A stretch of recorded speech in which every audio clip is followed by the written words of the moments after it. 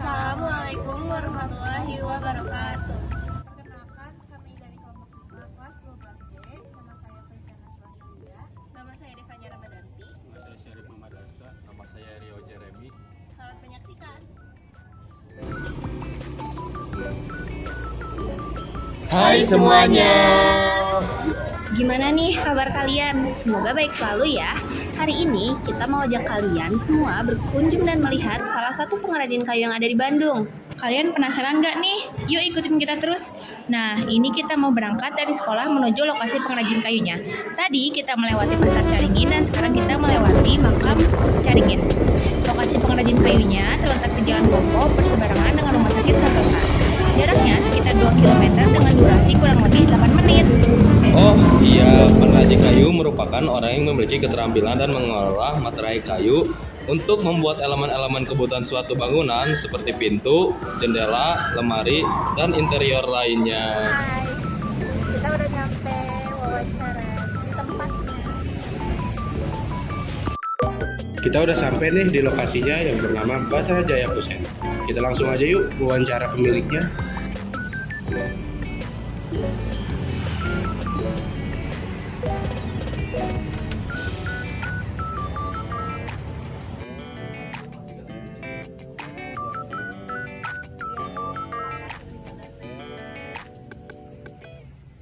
Nama saya Pak Ahmad.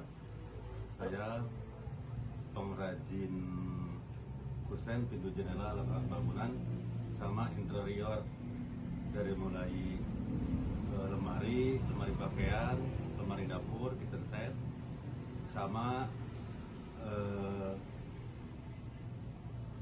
kamar set dan minibar itu yang berdiri sampai saat ini. Bapak kalau boleh tahu usianya berapa? Saya 54, kelahiran 70. Ya Pak, toko ini pada awalnya berdiri pada tahun berapa? Sama Bapak mulai berbisnis atau menjadi pengrajin kayunya dari kapan? Kalau ini berdiri 92. Sebelumnya dari 87, tapi di Tegalega dengan produk yang sama. Kalau dulu lebih ke dominannya kusen lah, kusen pintu jendela. Sekarang berdiri dari awal 92 dari sini, beberapa tahun, sekitar 5 tahun ke belakang baru menginjak ke kusen jendela pintu sama interior. Terus Bapak dari awal berdirinya toko ini tuh apakah ada perubahan dari tahun ke tahun hingga sekarang seperti alatnya atau bahan-bahannya? Oh, itu udah pasti ada perubahan. Pertama dulu dari bahan aja dulu ya. Pertama secara kualitas sangat maksimal, bagusnya. Di samping bagus, dulu harga murah. Sekarang dari bahan secara kualitas jelek, harga mahal. Apalagi kalau dari alat-alat, perkembangannya begitu pesat. Dulu semua manual, sekarang serba mesin. Dari hal apapun udah jet set. Terus apa yang membuat awalnya yang membuat Bapak itu memutuskan untuk menjadi pengrajin kayu? Nah, kebetulan dulu saya pernah di BLK di bidang kayu. Bagian keluarga dulu bareng kakak lebih awal di kusen. Akhirnya saya menyambungkan diri untuk mengikuti bisnis di kusen.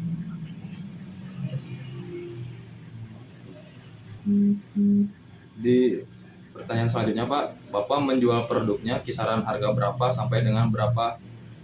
Nah, itu variatif, kembali kepada bahan. Dan kalau dulu itu nggak ada yang namanya bahan lokal, semua bahannya seberang, termasuk murah, tapi secara kualitas bagus.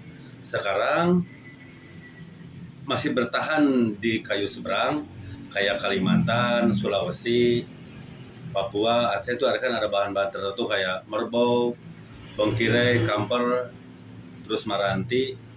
Dulu itu tren-trennya seperti ini. Nah, sekarang ya begitu memonopoli dari bahan-bahan lokal kayak mangli dan mahoni. Tapi saya masih dominan di kayu lokal.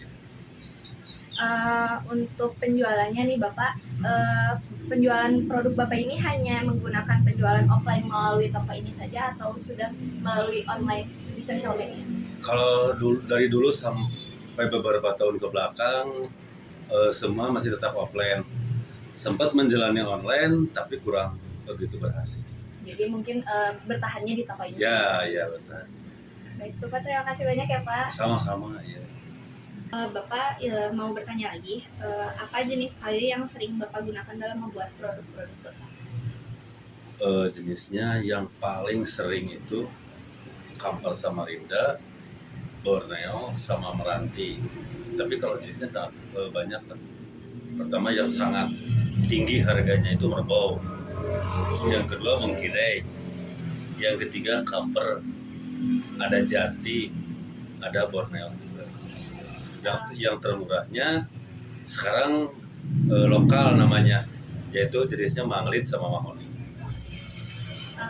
Terus di mana lokasi lengkap toko ini? Siapa tahu nanti bakal kayak apa sih, ada yang pengen perlu buat interior gitu bisa ke toko.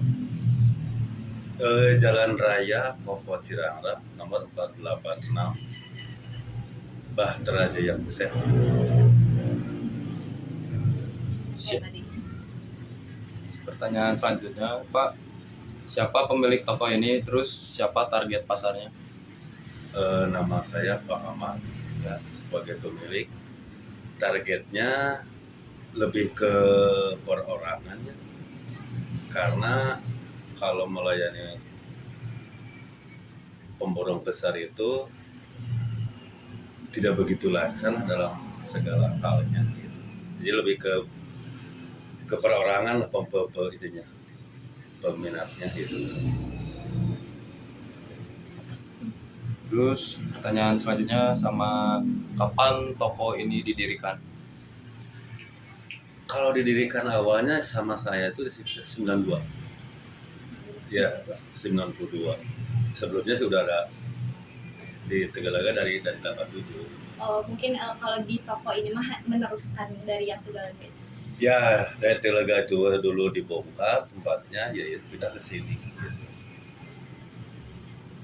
Untuk pertanyaan selanjutnya Pak, Ya. Kenapa Bapak tertarik untuk ngejalani bisnis ini kayak pengrajin kayu? Itu kenapa Bapak tertarik untuk melakukan itu Pak? Tertariknya Motivasinya apa? ya motivasinya awalnya sih karena sejalur dari Balai Latihan Kerja di bidang perkayuan, lagian didukung sama kakak sudah berdiri berjalan di perkusenan. Akhirnya saya termotivasi untuk mengikuti jejak kakak. Berarti itu dari jejak kakak yang Bapak terasin. Betul itu. Kakak masih berjalan, saya juga akhirnya berdiri sendiri. Untuk pertanyaan selanjutnya Pak, Bapak kan menjual banyak produk nih di sini. Betul. Nah, kami ingin tahu bagaimana sih proses pembuatan salah satu produk penjualan yang ada di toko ini. Jadi satu produk aja Bapak proses. Salah satunya ya kayak jenis kusen lah. Kayak ini kan daun pintu namanya. Diproduk sama tukang sistemnya borong. Kalau kusen sama gitunya per meter borong juga. Jadi rata-rata penghasilan pekerja itu gimana kondisi pekerjaannya yang banyak gitu.